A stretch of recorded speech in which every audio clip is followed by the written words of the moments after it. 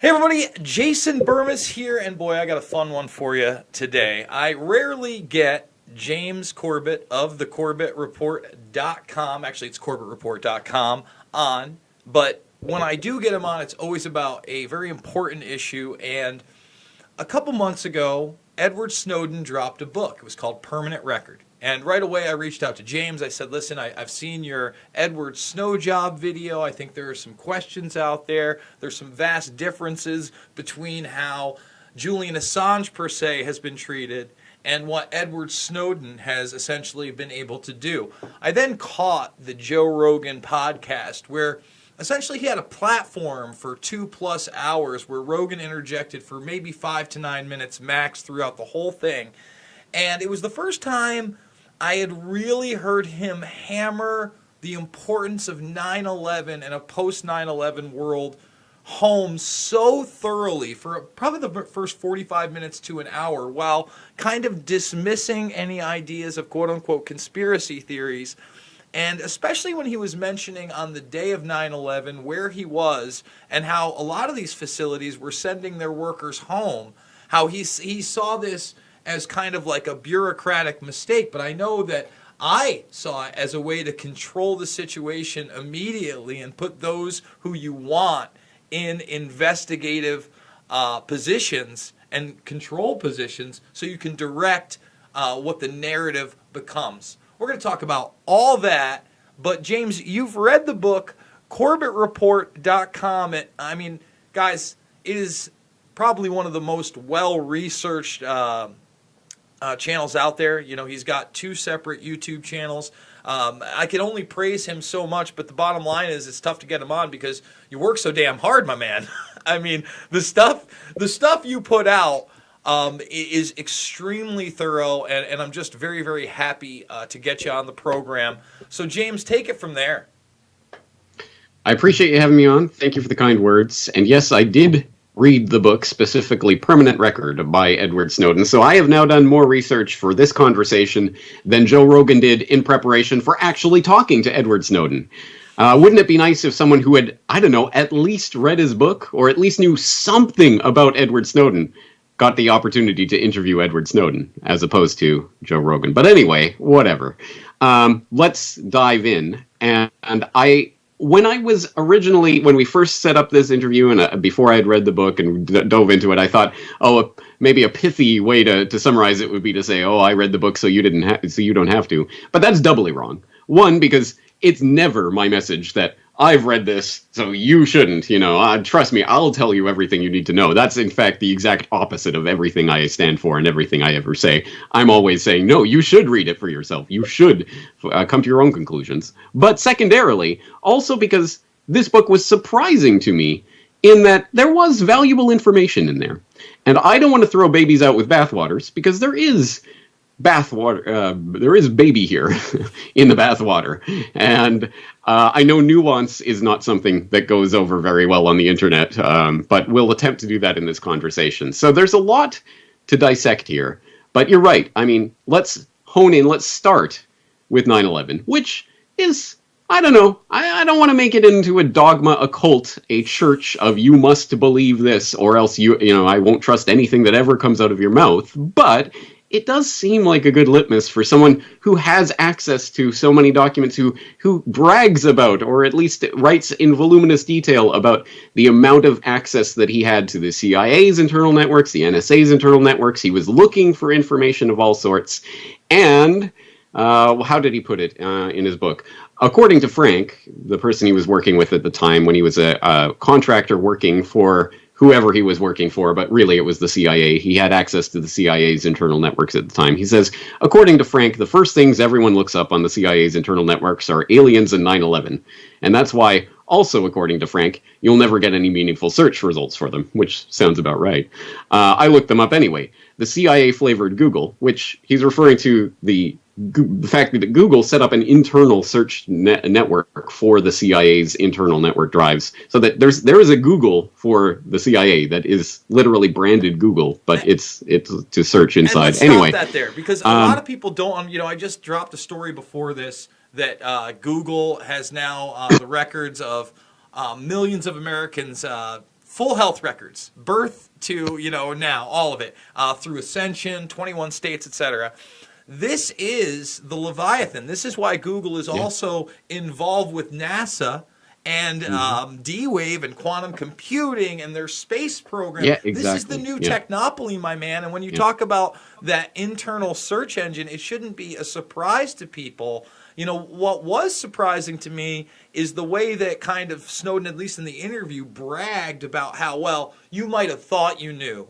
But before I put these documents out, you didn't know that the Norris Insight systems were tracking, tracing, and databasing all this stuff. And in a way, he's right. And he even almost concedes that, well, if you were really following the news, I guess you could say you knew. So like you were talking about, how do you throw out the baby with the bathwater? Because there is valuable information coming out. Well, let's get to that. But first, let's finish up this. He says the CIA flavored Google didn't return anything interesting for either aliens or 9/11. But hey, maybe the truth was out there on another network drive. For the record, as far as I could tell, aliens have never contacted Earth, or at least they haven't contacted U.S. intelligence. But Al-Qaeda did maintain unusually close ties with our allies, the Saudis, a fact that the Bush White House worked suspiciously hard to suppress as we went to war with 2 other countries. All right, true, but not the whole story of 9/11, as I know you know. He goes on to say, I was able to satisfy my every informational deficiency and then some. In case you were wondering, yes, man really did land on the moon. Climate change is real. Chemtrails are not a thing. So make of that what you will. But okay, so baby and bathwater. Yes, absolutely. Both within the revelations, the revelatory documents that we've seen bits and snippets and slides and some images from over the years, over the 6.5 years this has been going on. Can you believe it?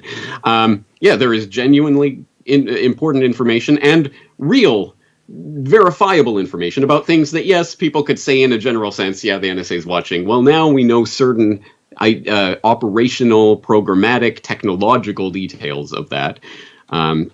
If that's your thing, if you think that it's important to have that down, then there it is. So there is some baby there. But what is the bathwater? I mean, that's the question. If we're going to drain this, what do we end up with and what goes down the drain? Edward Snowden, who did not graduate high school, but he took the GEF or whatever. So he enlisted in the U.S. Army Reserve as a Special Forces candidate, and he was in a special program that he writes about in the book, which may or may not relate to the fact that his father was, I think, high up in the Coast Guard, and he even writes, to this day, I still don't know all the details of my father's career. Well, let me stop you there. There's some interesting things going on. Because when we talked about the Special Forces thing, I didn't read the book, but just the way he was talking about it and how he physically couldn't do it because his, I guess his squad mate was that much bigger than him. So he would easily throw Snowden over his back. But see, that didn't ring like it could actually be true. And by the way, I want to say Flick Off, thank you so much for that super sticker. We really do appreciate those donations. But for instance, let's say he was being true. Because he was like, oh, this is like a 200-pound guy. I'm 135, 140 pounds. It doesn't seem like you'd last 2 days throwing that guy over your back. Yeah, he was running with this 200-pound guy over his 200-plus pound guy over his back, and he was about to step towards a snake, so he had to adjust midair, and he lost his footing and broke both legs. Exactly. Anyway, there's as you do, some convolution and just then in the storytelling. Right? I just want to put that out there for people. Go ahead. So that's one level at which we could start to become suspicious because, let's keep in mind, Timothy McVeigh at least claimed that he didn't fail Special Forces training, as officially happened, that in fact he passed and was given a secret assignment. I mean, this was coming from McVeigh to his own letters to his sister, so make of that what you will. And then there's the whole question of sheep dipping and all of that. But there's the first level of interest there. Anyway, so September 2004, breaks both his legs in training, so he doesn't complete the training and gets discharged. 2005, he becomes a security specialist at the Center for Advanced Study of the Language of the University of Maryland. Interesting. 2006, joins the CIA after visiting a job fair. Goes through the whole security background. Through a proxy organization, not the CIA directly, right? One of their contractors, I believe, right? Exactly right, yeah.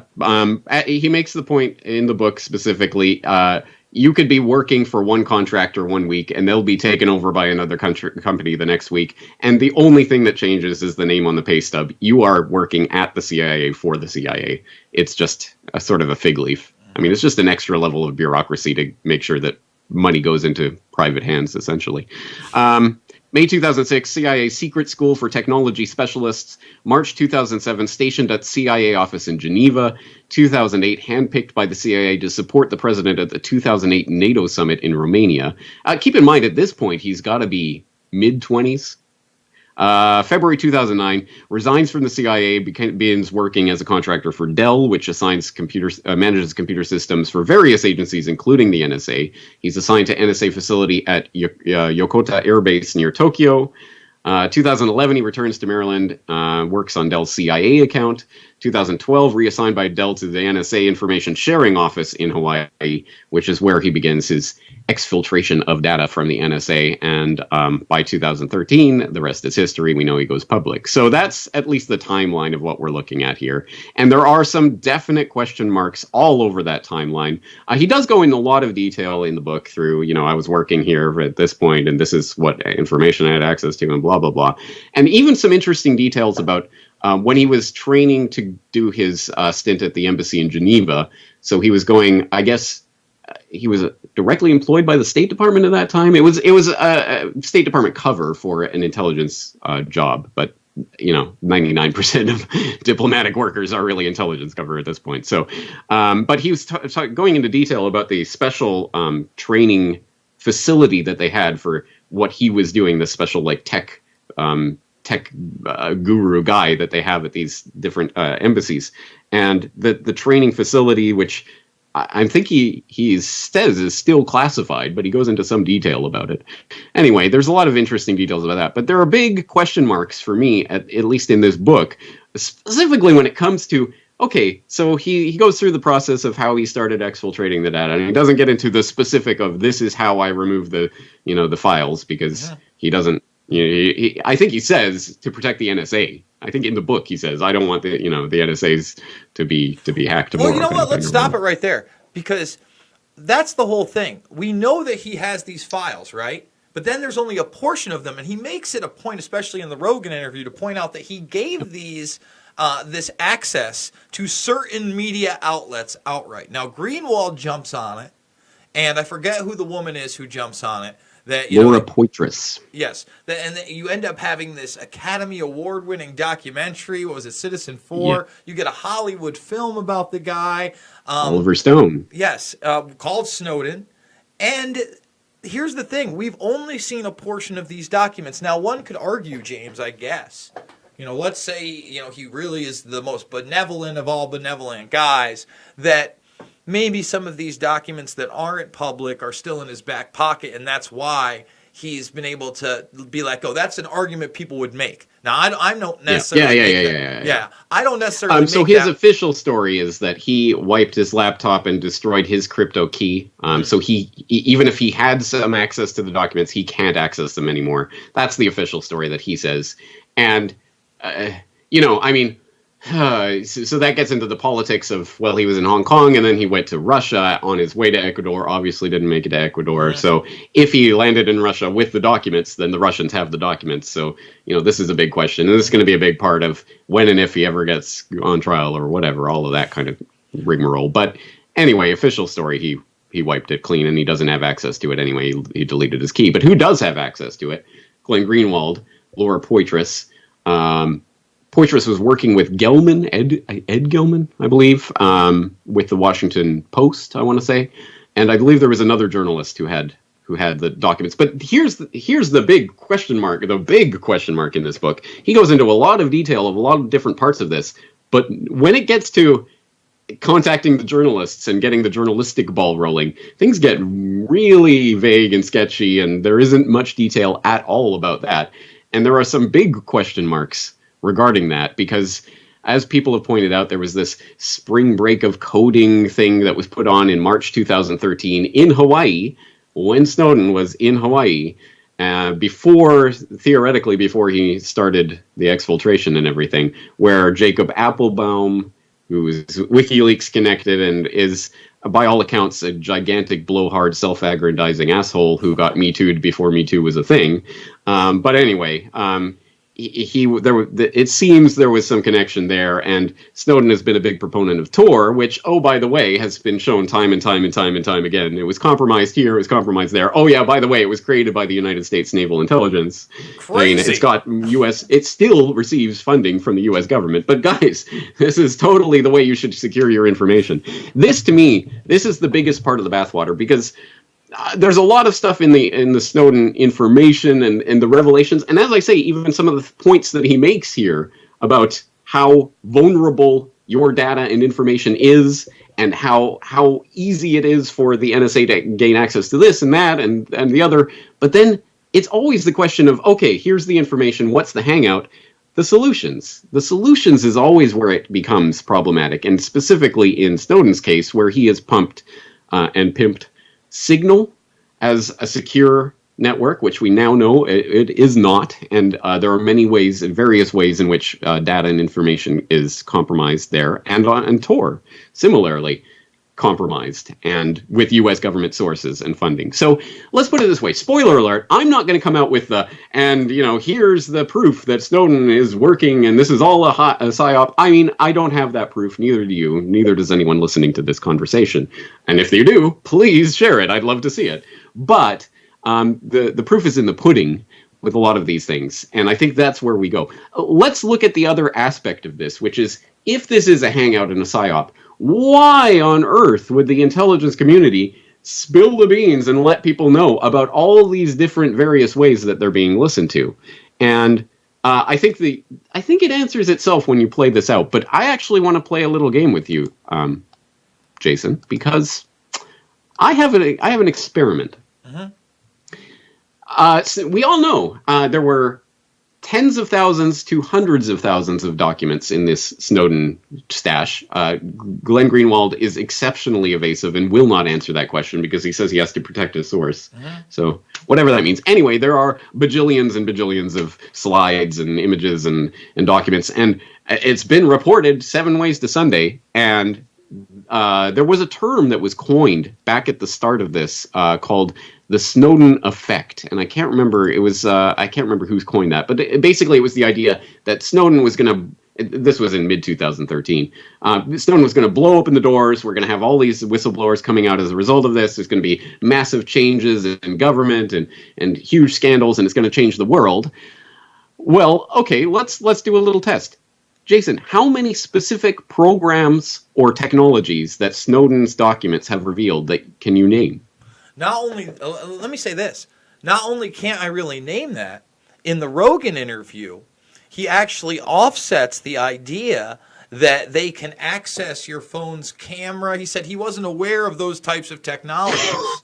Remember that? He did. I mean, did he say that in the Rogan interview? During the Rogan interview, and it was really off-putting to me. He said, I'm not aware of those where they're accessing this or that. And we already know from the Vault 7 leaks that are separate from Snowden, they absolutely employ those methods. That's crazy. I've got to hear that in context, because in the book, he writes about how that was his final position at the NSA. He was watching people on their webcam in real time. Well, and it wasn't so much the webcams. He was talking about third-party devices. So in other words, not your webcam, but he was talking about this right here, or he was talking about maybe your Connect at home and those type of things, your tablet. And he said basically without the LED coming on.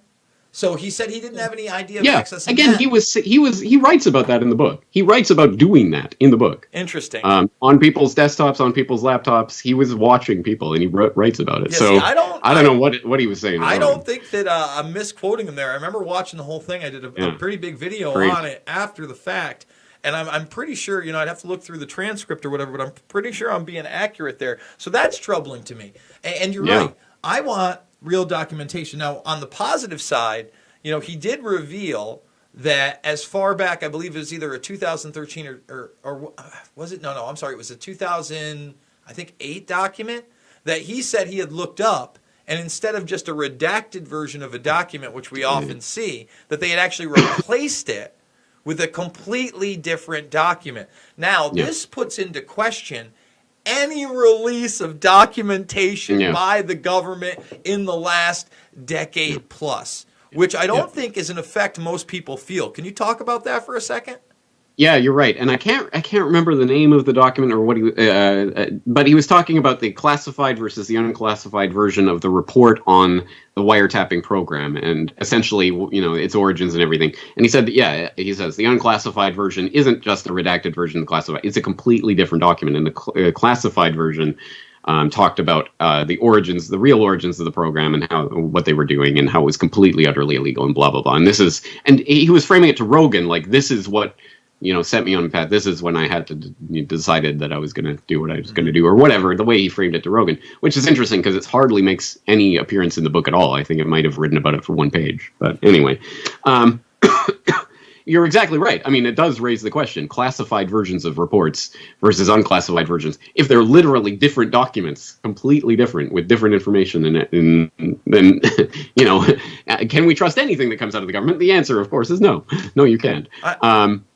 And this is an object lesson in that. But I think where I'm going with the Snowden effect, and putting you on the spot, sorry for that, but but it is a point, because there are some things that have come out that I think made news and that you'd recognize. The PRISM program, for example, was one of the first major revelations of the Snowden documents, and that is an important story, and it was reported widely. The metadata was one of the big themes that came out of this. They have access to all the metadata. And it became about metadata. And that became an overarching, in fact, that was the first Snowden story that was reported, and it became one of the overarching narratives. They have access to all the metadata. Who's this addressed to, and who received it, and what time they read it, and blah, blah, blah. How many minutes you talked on the phone, that kind of thing. But I find it exceptionally interesting. And I found it interesting from day one, because I remember, I want to say it was just before Snowden came on the scene that I had, I want to look it up. Anyway, I had something about the NSA just before Snowden on the scene, because, yes, blowing the whistle, people who preceded Snowden as NSA whistleblowers and who had dropped essentially everything that, Snowden, we have some documents and we can find it, but we can see it. But these people had already talked about all of the aspects of what he was talking about, and then some, because it was in May 1st, 2013, I think.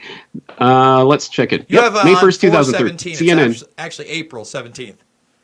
Yeah, but I'm talking on May 1st, 2013, CNN had a segment on Aaron Burnett's show, where they were talking about the widows of the Boston bombers and blah, blah, blah. And here's this phone conversation that this widow was having, and we know about it, blah, blah, blah.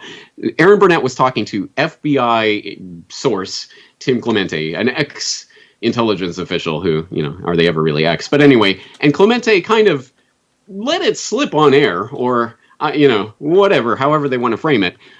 Where he says, we know what she said in that phone call, blah, blah, blah. And so Aaron Burnett stopped him in that interview and said, wait. So this was a voicemail? And he's like, no, this was a conversation she was having in real time with this other person, and we know she said blah, blah, blah. And Aaron Burnett says, Tim, is there any way, obviously there is a voicemail that they can try to get the phone companies to give up at this point.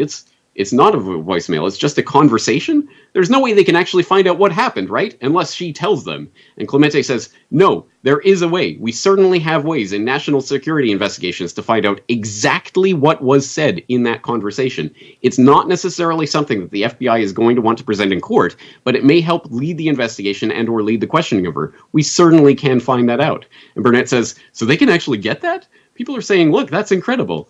And he says, no, welcome to America. All that stuff is being captured as we speak, whether we know it or like it or not. So in May 2013, it was revealed on CNN, in case there was any doubt, not only do they have metadata, they literally can listen to any and can play back any phone call that has happened in the past. They can go back. Any American, anywhere in America, anyone talking to anyone, they can listen to that conversation because they have the entire phone call, the conversation, recorded and stored. And they were talking about this openly on CNN in May of 2013, which was significant because, as I later talked to Russ Tice, one of the NSA whistleblowers, who's almost been completely swept under the rug, no one talks about him anymore, he was the one who said, yes, the NSA could and did eavesdrop on Supreme Court justices and military generals. And then state senator Barack Obama, before he became president, was already being wiretapped by the NSA. He revealed all of that. He also said, when I saw that on CNN, I knew what he was talking about himself and some of the other NSA whistleblowers, Binney and others, that were in contact with each other. They had been watching the development of that new data center in Utah that was reported on in Wired by James Bamford in 2012. This gigantic data center. What could they possibly be using it for? The implication was, they've got everything. They've got every email, every phone call. They're storing it. It's there. When and Russ Tice says, when I saw that on CNN in 2013, I knew it was up and operational. They were doing it. And that's how I knew. 1 month later, Snowden comes out and metadata. It's all about metadata. So this is where my mind goes. If this is some sort of limited hangout psyop, where is this going? It's to deflect from the real meat and potatoes. We're not talking about metadata. We're not talking about text messages. We're talking about literally every communication that goes on in the world being stored, has been being stored for at least 6-7 years now. James, and that's on the record. I'm going to go further than that. That's where my mind goes with all of this. I'm going to go further. I think my mind goes way further than that. So now we're not only talking about the storage of that data, and I'm not saying in every case, but I'm saying that this is it. They're building profiles, algorithmic profiles on people. And the next step, aside, because now they've also got all that metadata on your Siri, okay, for years and years and years, and those that have the Amazon Echo and the Google Home. And again, if they're accessing other devices, hey, I got an Xbox. My computer has a microphone on it all the time. They may even be going that far. I'm not going to accuse them of that yet. I think the stuff that we're publicly putting out now, with the medical data we just found out about. Now they're going to have your medical data. And the next step are these portal devices. So Facebook's putting out Portal. I forget what Google's putting out. So now this is actually a facial recognition device that's going to follow you around. They're suggesting you put it in the kitchen. They're not only going to have your habits in your house, but your dietary habits on top of everything. And how often you're there and your interactions with family. I think this is the building of not only a social credit score, but a personality profile. And to further what even FDR said back in the day when he was warning about Hitler and his new order. Basically, the regimentation of all human beings. That's the reality. That's where my mind goes. Tell me I'm Not just wrong. the regimentation. I'll take it a step further. It is ultimately for predictive analysis. And we know this because it has been revealed. I did a report in 2012 on the sentient world simulation, which, and I'll read from the report, the program's aim, according to its creator, is to be a continuously running, continuously updated mirror model of the real world that can be used to predict and evaluate future events and courses of action. It's based at Purdue University in Indiana, the Synthetic Environment for Analysis and Simulations Laboratory, blah, blah, blah, DARPA involvement. Went under the table a couple of years after it was announced, never heard of again, but it exists. It's out there. They are already building, and that was a decade ago at this point, more than a decade. I think it was 2007 that was first revealed. They've been building the real-time, continuously updated real model of every person that they have any kind of data record for. They have an algorithmic model of you running in the system, which they then use for predictive analysis. Well, if we do this, what will happen here? And can you imagine how much more advanced that is a decade later, given the amount of raw data processing power that we know that DARPA is working with in the skunk works? I mean, this really does go so much further than the average person can even conceive. That to center the conversation about metadata, and they passed some kind of legislation or something, and we got sick of it and moved on. I'm glad you brought up DARPA. Since we're talking about all these crazy facilities, I don't know if you've been following this story, but they're kind of online joking about their underground lair. They've been asking for an urban environment that they have kind of like this open miles of thing. And this is a tweet from like 5 or 6 days ago. Let's see if we can get the thread going here. But these data centers, are just part of the thing. You know what I mean? If you look at this, they actually put out the ad. I actually tweeted it out when they did that. But they're looking for the Subterranean Challenge Urban Circuit. So they're looking for a large urban area to put some kind of, I don't know, but I would say it has to do with surveillance and this surveillance state. And we've only seen a very small portion of it through a certain lens, right? Yeah, and exactly right. And let's put the lens on, let's get it into focus, because what we're talking about when we talk about surveillance does sound like this passive kind of thing, and maybe we needed to keep us safe or that kind of nonsense. Anyway, it puts it in that frame when what we're talking about, as you know, it isn't surveillance in some sort of passive sense. It is literally about molding and shaping and determining human behavior. And when that is done with the amount of data that they have about you, they know more about you than you know about yourself, because your devices do not forget anything that you have ever done and can piece it together in ways that you can't possibly, with your conscious mind, do yourself. But, I can only speculate as to how far advanced this technology is, but we don't have to speculate very far to see how this technology can be used to literally shape public opinion, public behavior. And when you put it into that context, this isn't about surveillance in some sort of passive way. This is about what it means to be a human being, to even have the possibility to be a free agent to act in this world as you would naturally do. What does that even mean? Well, you're in a manipulated environment, in a context, and they've war-gamed 18,000 different variables for every moment of your life. And, well, if we do this, then this person will probably react this way. And it's absolutely nightmare bonkers level stuff. And it gets spun away into these conversations about this particular, if we adjust the FISA Act this way, then it'll all be good.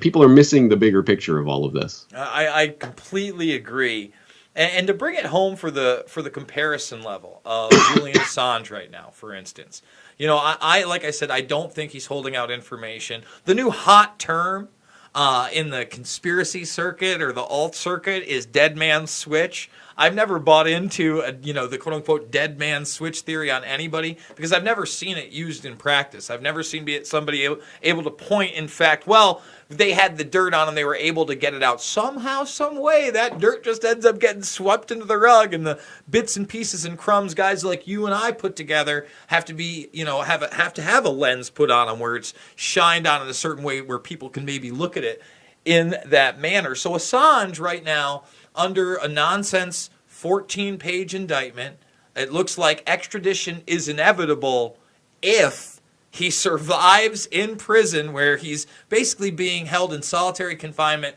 23 out of 24 hours. The last time he was seen physically in court several weeks ago, he could barely remember his name. It kind of gave him that platform. I was most interested in that. But everybody else in the mainstream kind of went with those sound bites that we only kind of scraped the surface of. So could you point out some of the differences and why you think those things are? Well, I mean, on the Snowden note, literally nothing gets published from any IC official, former or current, without IC intelligence community approval. I mean, that does not happen. The publisher would never publish that, and it would never get published. So, at some level, this has been approved. And yes, he continues to make his PR appearances by a, telepresence robot on the TEDx stage or whatever it is. You've seen all of that nonsense. So, yes, there is clearly, and as you say, Hollywood movies and all of these things being made to glorify Edward Snowden and what he did. So there's clearly a lot of infrastructure around Edward Snowden. And but I'm probably not going to say what you want me to say about Assange. He's pure as the driven snow, and we can trust everything he says. But here's the nuance I want to bring. It is possible for Snowden and Assange, I don't know, but it is possible for them to be agents of an agenda that they do not know that they are agents for. And as agents of an agenda that they are, and here is the precedent we are setting in court. That's why we have to defend against what is happening to Assange right now, because this is the precedent they are going to use against anyone ever for ever doing anything, publishing anything that's uncomfortable for the intelligence community. Let me just say this. Let me give the big difference in my mind, at least on the surface, right? Like you just said, we never saw a document come out of, or very selective few documents of the documents we found out about, right? So everything that was talked about in the media, we didn't get all the documents on those, but then we didn't even hear about some of the stories or the documents in the Snowden case. Everything that Assange has published has been real.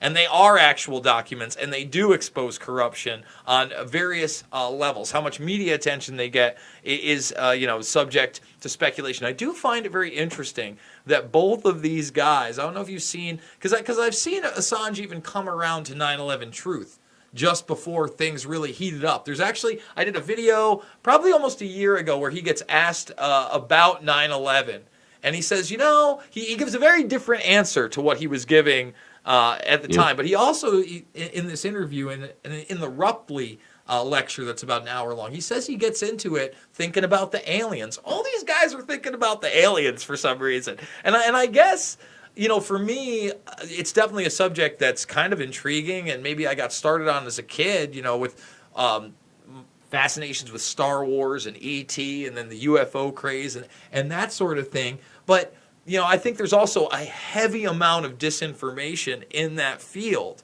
And when we talk about surveillance and transhumanism and the next step in this track, trace, and database society, I can't help but think of a guy like Elon Musk, who's pushing this theory that we're in a simulation or we're in the multiverse, we're not in base reality. And in order to defeat transhuman agenda, we all have to, put Neuralink brain chips in our head, and we have to wire ourselves in. And that way we'll beat the transhuman agenda somehow. Exactly, and he keeps up with this SpaceX with rocket ships, but at the end of the day, what are these rocket ships putting up? They're putting up satellites. He put up 60 Starlink satellites. They're not putting humans on Mars, James, but he sure is putting brain Not yet, chips. But by 2022 or whatever his latest plan is, I'm holding my breath. We'll see it when it comes. But no, and an important thing to note about Musk, he is literally the grandson of one of the higher-ups in the technocracy movement from the 1930s. If people don't know about that, just look up an article that I wrote a few months ago on Elon's Martian technocracy. That goes into that crazy history, including the fact, I'll just put this out there because I think it's funny, Werner von Braun, everybody's favorite Nazi, Nazi, wrote a book about the colonization of Mars, and the future governor of Mars, the title of that will not be president, it will not be emperor, it will not be prime minister, it's Elon, literally Elon. Anyway, make of that what you will. But yeah, you're right. That is a bizarre. Everyone, and I understand natural fascination with aliens and stuff, but you're so right. That is just littered and infested with disinformation everywhere. And look at the the Stars Academy and all of that stuff. Oh my God, we could have a whole show on that. The fact that the History Channel not only pushes their nighttime agenda, but now has tried to legitimize it with this guy, Elizondo guy, that's like, I got the intel. Listen for your time, man. I've already held you for like 40 plus minutes. I know.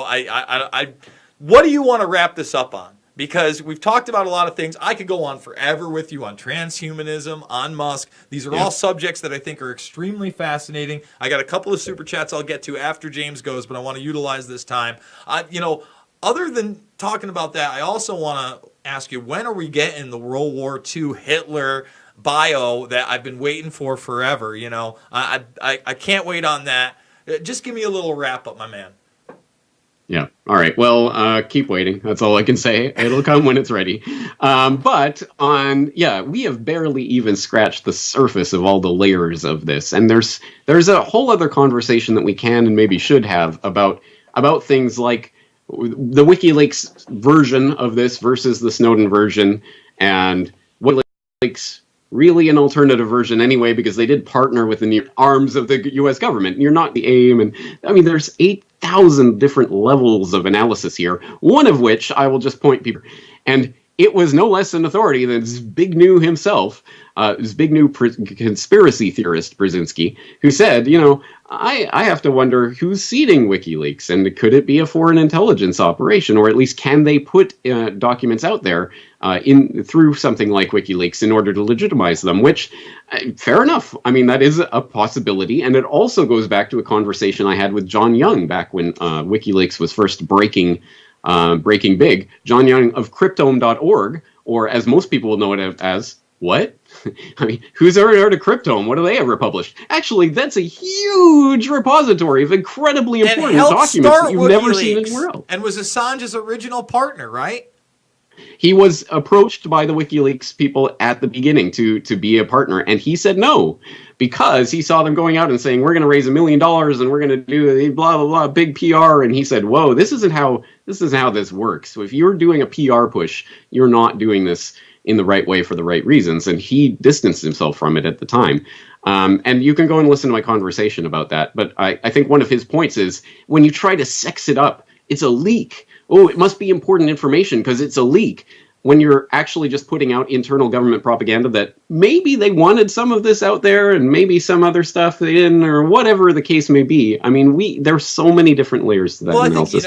Same thing with Snowden. There are opposing, I would say, agendas out there, and there are tit for tats within. The FBI itself, or the CIA itself, the NSA, these subdivisions, right? These Kissinger Institutes, the Straffers of the world. And it's funny that you bring up Zbigniew Brzezinski, because now I have to bring this up today. Those Ukrainian trials today, the opening statements of George Kent, he actually not only invoked Brzezinski, but Kissinger as well, speaking on the post-Cold War policies in the Ukraine and how they were great. Yeah. And basically how... Yeah, let me guess. Yeah, he was putting it in the context of bipartisan support, right? From Brzezinski to Kissinger. That's allowable opinion right there. A man, Brzezinski, who I have in my film Invisible Empire, talking about the over-the-table and the under-a-table arrangements between governments. Meanwhile, we have this show trial where there's kind of like an over-the-table agreement that you're going to be able to continue your investigation you already had against a guy that made an under-the-table agreement and a threat to get rid of a prosecutor, right? And it's all on video, and it's been flipped upside down into some weird, wacky, fucking Netflix special. Like, I don't know what to say, James. We live in a wacky time where we're in the post-truth world, baby. Deep fakes are real. Surveillance is real. Limited hangout is real. Don't trust anybody.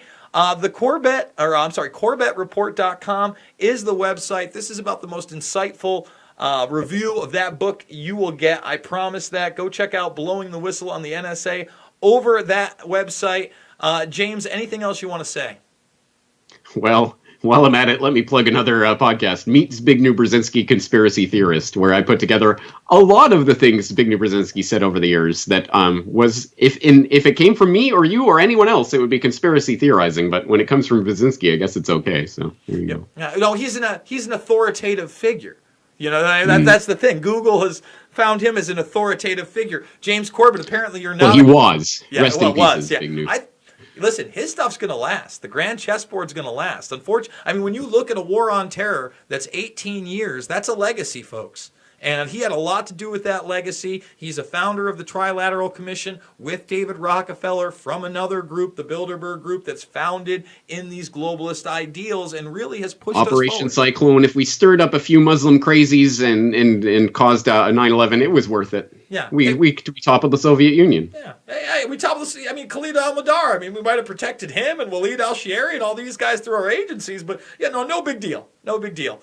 James Corbett, a pleasure as always. Hopefully I will get you on sometime in the next few months, even few weeks. Who knows? Who knows what's going on? But it's always a pleasure, my man. I had fun with you on the Epstein podcast, and I love what you do. Keep it up. Thank you so much. Thank you. Thank you, brother. All right, folks. I'm going to go over these super chats. Josh Freeman says, Snowden is sus. Mannerisms, cadence, and complete vibe are strange to me, as if he's reading from a script. Then there's the living condition compared to Assange. Thoughts, Burm's Breed. We covered all that. Thank you, brother. Brian Telford, thank you so much for the super chat. Let's see if this freezes the chat again. My mother is not a conspiracy theorist, yet she loves the Corbett Report. Sorry, Jason. It must be his manner. I love the Corbett Report, too. Listen, different strokes for different folks. I love that James is in it to win it. We need more people like him. But if you want to see something that's a little more toned down, Burmis, watch my documentary films. I'm not as in your face. I've got a very straight tone in Loose Change, Final Cut, Fabled Enemies, Invisible Empire, A New World Order Defined, and Shade the Motion Picture. All available free right here. Thumbs this video up on the way out if you like this content, if you like a long-form interview with a very intelligent person who's well-read and well-studied. We do this. several times a week sometimes, with great guests and great insight. I'm trying to do it 3 to 7 times a day on subjects that matter, that are not about left or right. They're about right and wrong. And please subscribe if you're not a member of the Burmese Brigade. Let's hit 40,000. You want to financially support me? That's how you do it. We did $5 today. I appreciate it, Ian Gifford. Every little bit counts. I love you guys, and I will see you on the flip side.